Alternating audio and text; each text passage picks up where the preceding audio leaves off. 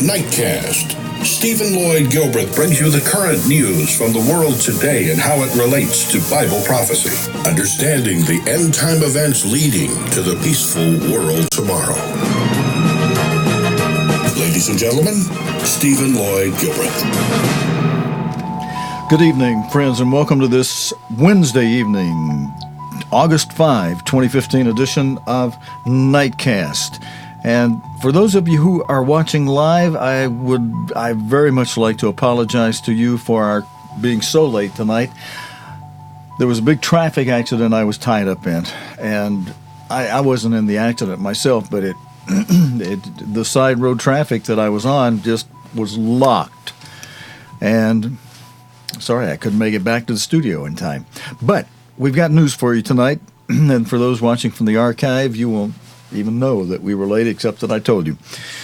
But for those watching live, I appreciate those of you who watch live. I appreciate you very much. So I do want to start out tonight with the apology for late. If you hung in there for us and so you say, well, you finally got on. Well, yeah, we finally got on. And I'm going to do my best to get us on closer and closer to start time in the future.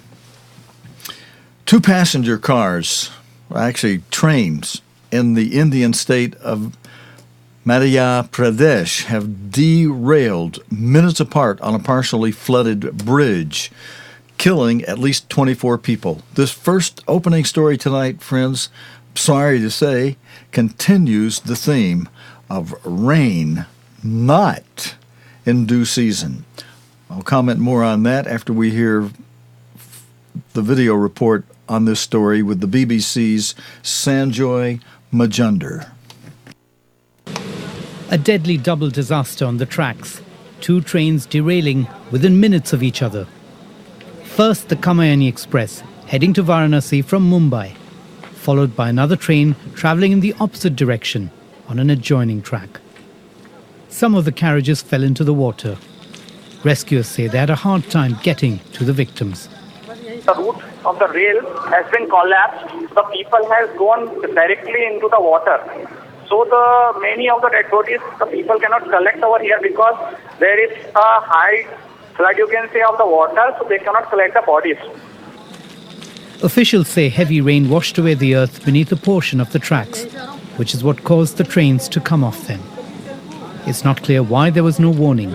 Some say it happened all too fast for anyone to react, and that another train had used the same track just 10 minutes before.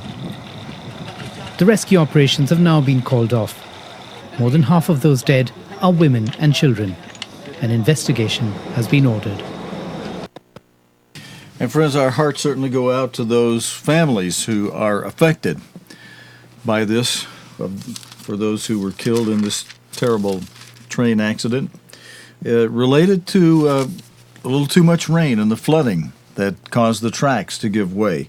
And friends, we've been mentioning, I said before the video that I'd comment about rain not in due season. Those are words that come from one of the blessing and cursing chapters from Leviticus 26, one of 2 chapters of the Bible that many of us have referred to, a number of us from the Church of God have referred to as the blessing and cursing chapters.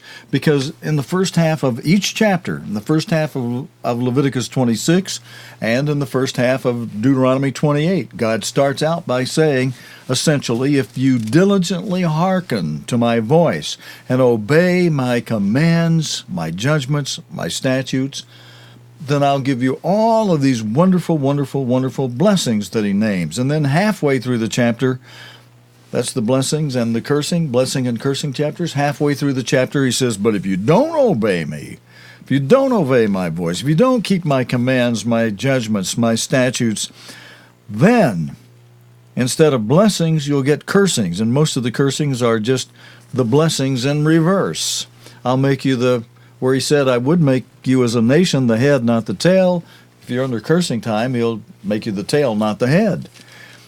And where 5 of you will chase 100 of your enemy, or 100 of you will put 10,000 of your enemy to flight, when you're under a blessing, when the majority of the people of a nation are obeying their Creator, Just the opposite if you're not obeying your Creator. Your enemy will put you into flight, and if you continue to disobey, God will let your enemy put you in captivity.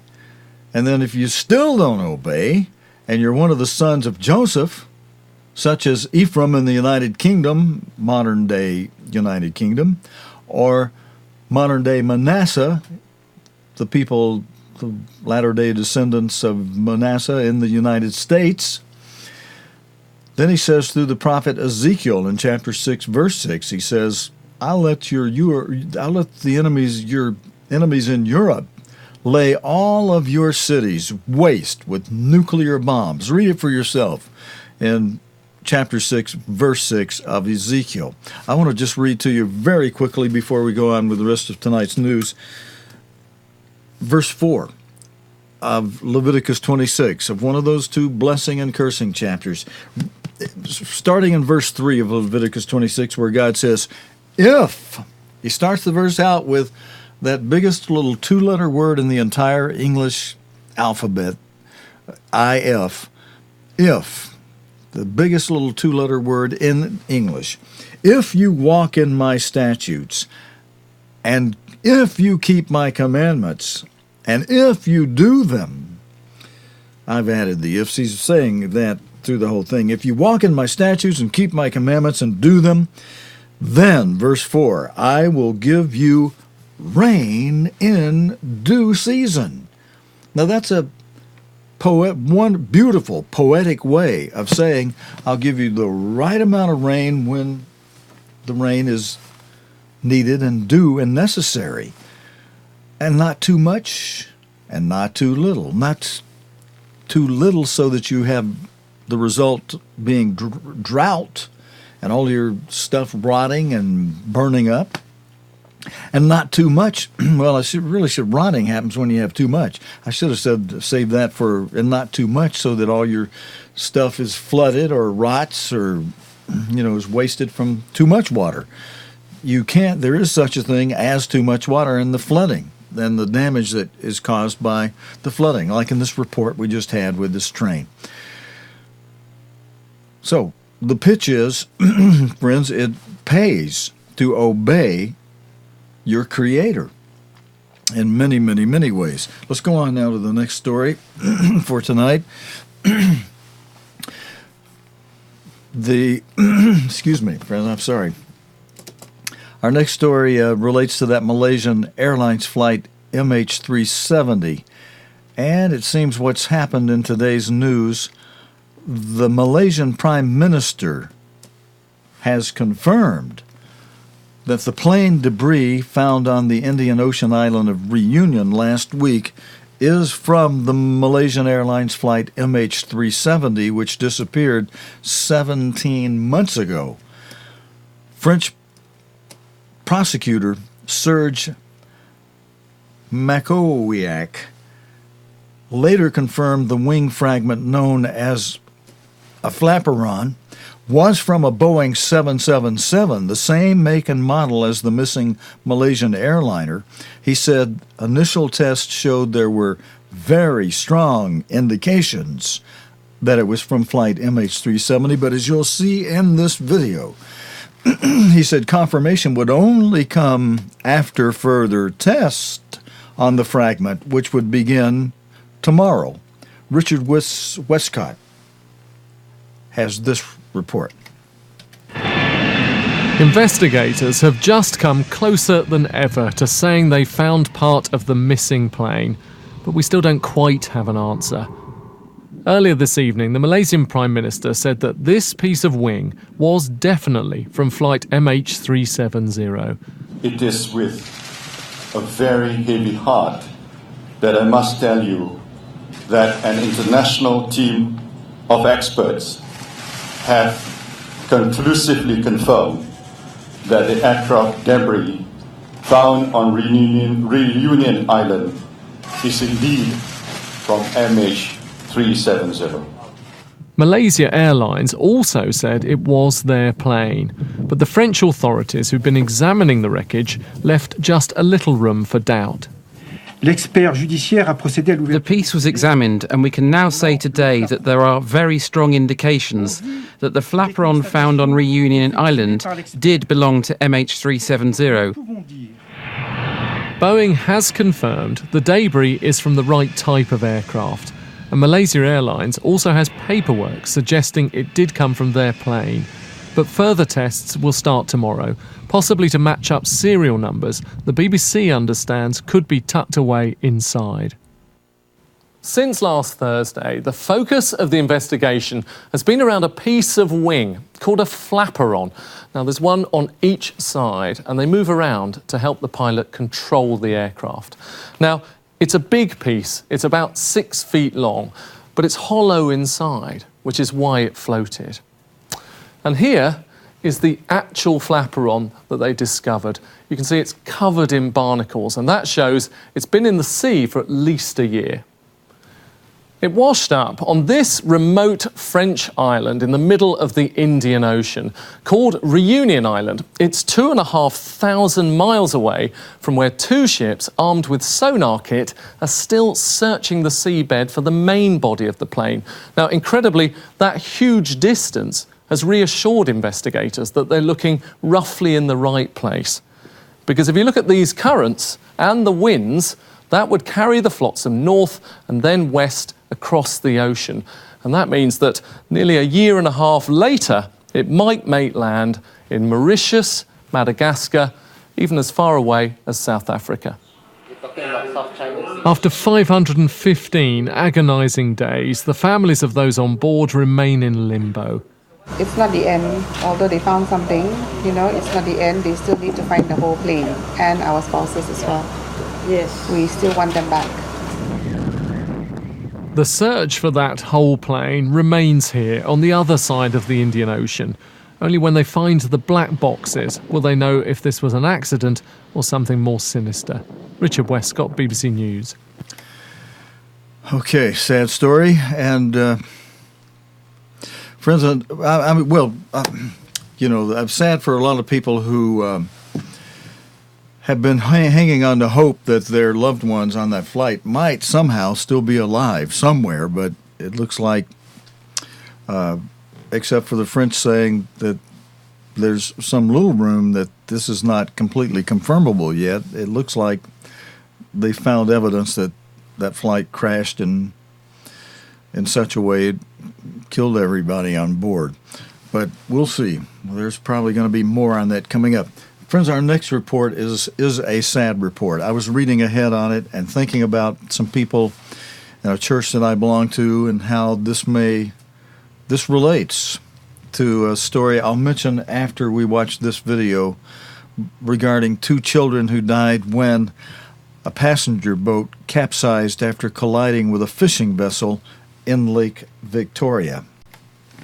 I have spoken to the owner of the fishing boat who responded to a distress call from his crew that were on the water. When the 2 boats started sinking, they called him and he responded immediately with a patrol boat, rescued 21 people. So he said his boat was only enough to carry 13 people first, and then later he rescued another 7. Unfortunately, 2 children died and he recovered the bodies from the water at that point. And he said that all the people were accounted for, at least according to the survivors of that accident. So the passenger boat crashed into the fishing boat. The crew in the fishing boat were asleep at the time. And then immediately after that, the 2 boats capsized. And this morning, the boats have been recovered from the lake. Okay. All right. That's what I was really referring to. Friends, excuse me, when I mentioned sad story, and I was actually thinking of one that's close to home in a way for some who are in a church organism that I have been a part of for 40, 50 years.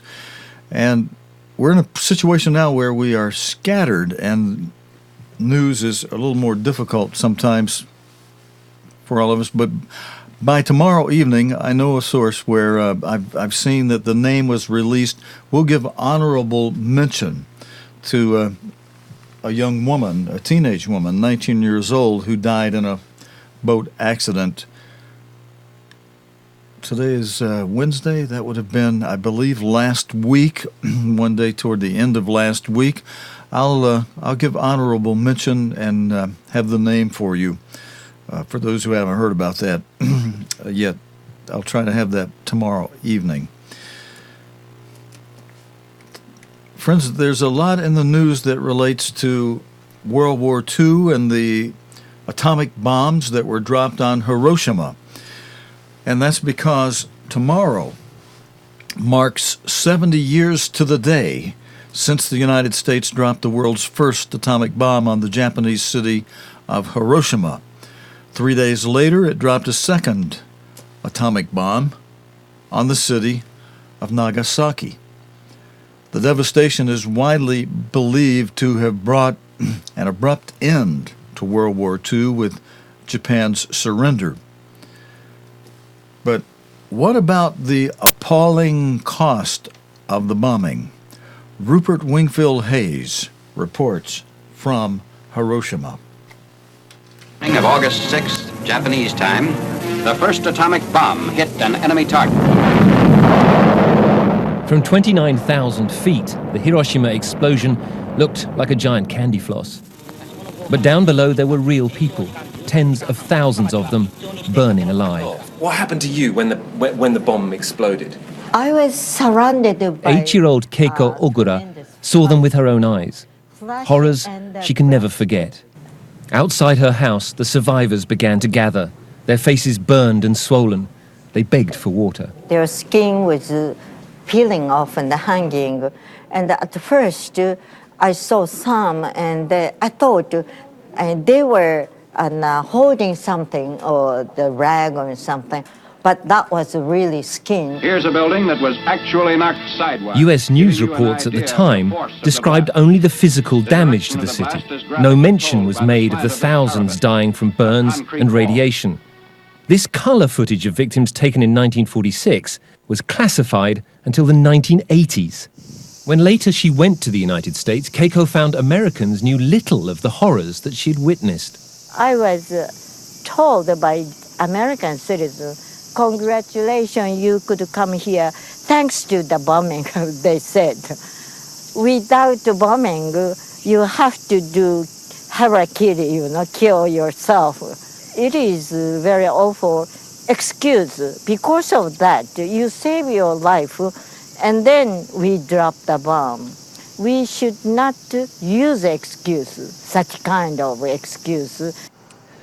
When that cigar-shaped bomb exploded 500 meters up above this spot, it killed between 100 and 150,000 people. The conventional wisdom outside Japan is that the destruction of this city was a necessary evil that brought an abrupt end to the war. But is it now time for the outside world, and particularly America, to rethink that conclusion? But this is so close to the Today, this group of students from Princeton University is for the first time coming face to face with a Hiroshima survivor and the horrors she witnessed. We're taught this narrative that, this great scientific instrument was dropped on Hiroshima. There was a flash and the war ended. But it's just been so surreal and I think in a lot of ways tragic to see that nightmare is being relived by people kind of every day and by the city every single day. So that really, really moved me, and I'm still grappling with that. Today I was really taken aback, especially, just the very first image in the museum is the model of the people whose, skin is dripping off, and I've never seen anything like that. And for me, it was really hard to see, honestly, being an American and knowing that this is something that happened. No sitting US president has ever visited Hiroshima or Nagasaki, and President Obama will not be here on Thursday. In World War II, so much horror was committed by all sides, not least Japan. But it's not the only country that has trouble facing its own World War II history. Rupert Wingfield Hayes, BBC News, in Hiroshima. And friends, with tomorrow marking the 70th anniversary of the dropping of that first bomb, I'm sure tomorrow night we'll have more of these kind of stories. That's it for this Wednesday night report for Nightcast. Friends, thank you for joining me. God willing, and the Creek Don't Rise will be back again tomorrow night, Thursday night, with the day's current news related to the Bible and prophecy. Until next time, this is your host, Stephen Lloyd Gilbreth, saying thanks for joining us. So long, and good night.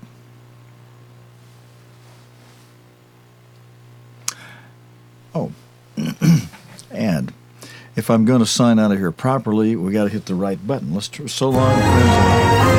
Until tomorrow night. Good night. You have been watching Nightcast with Stephen Lloyd Gilbreth. Nightcast can be seen Sunday through Thursday nights here on cogtv.org. Tonight's program is also available anytime on demand in the cogtv.org video archive.